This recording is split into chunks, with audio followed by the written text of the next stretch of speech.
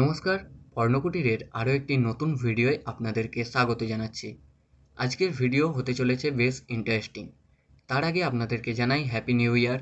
নতুন বছরের নতুন দিনটি কেমন কাটলো অবশ্যই কমেন্ট বক্সে কমেন্ট করে জানাতে ভুলবেন না।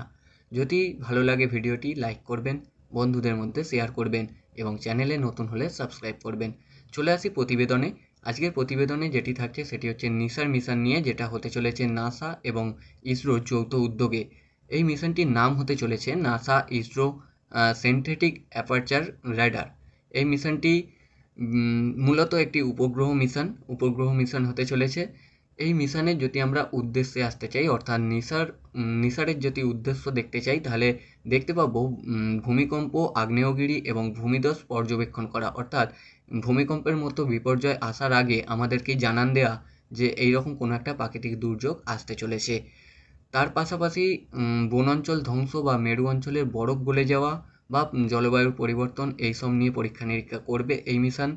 তার পাশাপাশি থাকছে ফসল উৎপাদন এবং পানীয় সম্পদের পর্যবেক্ষণ, থাকছে জলবায়ুর উপর মানব কার্যকলাপের প্রভাব, সেই নিয়ে বেশ কিছু রিসার্চ আছে। মানে আমরা মানব জীবনে যেসব কার্যকলাপ করছি, যেসব কাজ করছি, তার প্রভাব কতটা পড়ছে আমাদের জলবায়ুর উপর, সেই নিয়ে পরীক্ষা নিরীক্ষা চালাবে। এবার আসি এই মিশনটির বৈশিষ্ট্যে। নিসার পৃথিবীপৃষ্ঠ থেকে প্রতিফলিত মাইক্রোওয়েভ সংকেত ব্যবহার করে অত্যন্ত সূক্ষ্ম ও মানচিত্র তৈরি করতে পারবে, যার জন্য কোনো রকম আবহাওয়া বা দিনের আলোর প্রয়োজন পড়বে না। এই এই যে মিশনটি হতে চলেছে, এটার প্রথম র্যাডার সিস্টেম যা দুটি ফ্রিকোয়েন্সি অর্থাৎ এল ব্যান্ড এবং এস ব্যান্ড ব্যবহার করবে পৃথিবীপৃষ্ঠ পর্যবেক্ষণ করার জন্য। এই উপগ্রহটির ওজন হতে চলেছে 2800 কেজি। এটি পৃথিবী থেকে 747 কিলোমিটার উচ্চতায় যে কক্ষপথ রয়েছে সেখানে কাজ করবে।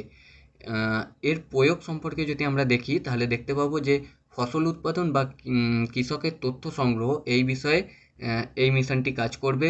তার পাশাপাশি যেটা বললাম, গ্লোবাল ওয়ার্মিং বা বরফ গলে যাওয়ার প্রভাব, সেই বিষয় নিয়ে বিশ্লেষণ করবে, সেই বিষয় নিয়ে পরীক্ষা নিরীক্ষা চালাবে এবং দুর্যোগ ব্যবস্থাপনা অর্থাৎ ভূমিকম্প, প্রাকৃতিক দুর্যোগ, যেটা বললাম যে এইসব যে দুর্যোগগুলো আসে তার অগ্রিম বার্তা দেবে যে কতটা মাত্রায় হতে পারে, কতটা ক্ষয়ক্ষতি হতে পারে, এইসব নিয়ে বিভিন্ন রকম আমাদেরকে বার্তা দেবে। এবং সবথেকে ইম্পর্টেন্ট যেটা এই মিশনটা হচ্ছে প্রাকৃতিক সম্পদ অনুসন্ধান করবে। অর্থাৎ আমাদের পৃথিবীতে আজ পর্যন্ত এমন অনেক জায়গা রয়েছে যেখানে প্রচুর পরিমাণে প্রাকৃতিক সম্পদ রয়েছে, যেগুলো আমাদের চোখের আড়ালে রয়েছে, যেগুলো সম্বন্ধে আমরা হয়তো সেইভাবে এখনও পর্যন্ত কোনো রকম খোঁজ চালিয়ে উঠতে পারিনি। সেই সব প্রাকৃতিক সম্পদের খোঁজ দেবে এই মিশনটি। যেমন হতে পারে বিভিন্ন বনাঞ্চলে রয়েছে, হতে পারে কোনো রকম সমুদ্রের তলদেশে রয়েছে, বা কোনো রকম মরুভূমি, এইসব জায়গায় যেসব প্রাকৃতিক সম্পদ বা কয়লা জাতীয় এইসব যে সম্পদগুলি রয়েছে, এইগুলো সম্বন্ধে আমাদেরকে তথ্য জানাবে। এবার আসি এটির উৎক্ষেপণে।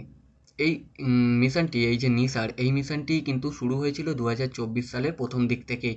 শোনা যাচ্ছিল এই মিশনটি ভারতের JSLV MK-11, অর্থাৎ এই যে JSLV MK-11 যে রকেটটি রয়েছে তার মাধ্যমে উৎক্ষেপণ করা হবে। এবং এই মিশনটা কিন্তু প্রকল্পে হাত লাগিয়েছে নাসার হচ্ছে জেট প্রপালশন ল্যাবরেটরি আর ইসরোর মাধ্যমে। বিভিন্ন সহযোগিতা রয়েছে ইসরোর এবং নাসার উদ্যোগেই হচ্ছে মিশনটি।